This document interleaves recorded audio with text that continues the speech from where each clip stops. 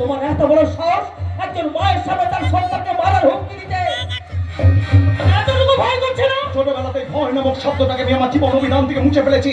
তাই আপনি ভাবলেন কি করে যে ন্যায়ের লড়াইয়ে অন্যায়কারীদের সামনে দাঁড়াতে আমার ভয় করবেন? আপনাদের মতো কিছু ভণ্ড সাধিকাদের ভয় এই গ্রামের গরিব অসহায় মানুষেরা বিচলিত হতে পারে, এই দেবা নয়।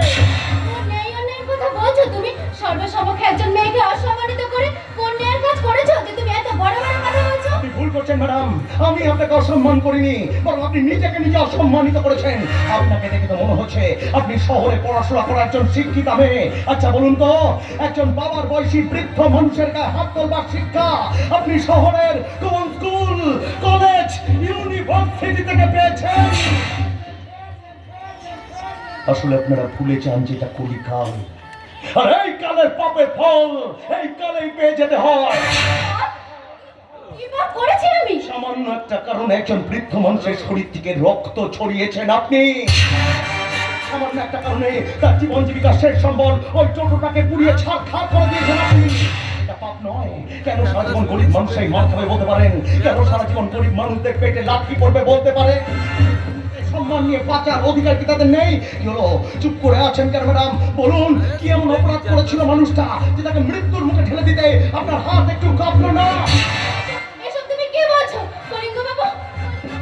ও এসব কি বলছে? আমি তো শুধু চেয়েছিলাম ওই টোটোওয়ালার জন্য ক্ষমা চাই। আর আপনারা, প্রদীপ বাবু, এসব আপনারা কি করেছেন? কেন করতে গেলেন এমন? বিশ্বাস করো না আমি। ম্যাডাম, এসব আর নাই বা করলেন কেন? আসলে দোষ তো আপনাদের নয়, দোষ এদেশে জন্মানো গরিব অসহায় মানুষের কপালে।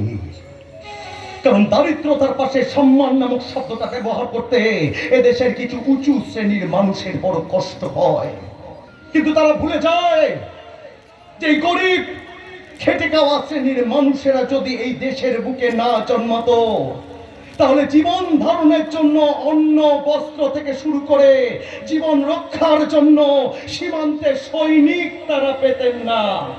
কারণ কোন মন্ত্রী, আমলা কিংবা বড় বিজনেসম্যানের ছেলে মেয়েরা রোদে জলে খেটে ফসল ফলায় না ম্যাডাম, আর শীত গ্রীষ্ম বর্ষায় ওই সীমান্তে দাঁড়িয়ে শত্রুপক্ষদের আঘাতকে বুক পেতে নেয় না।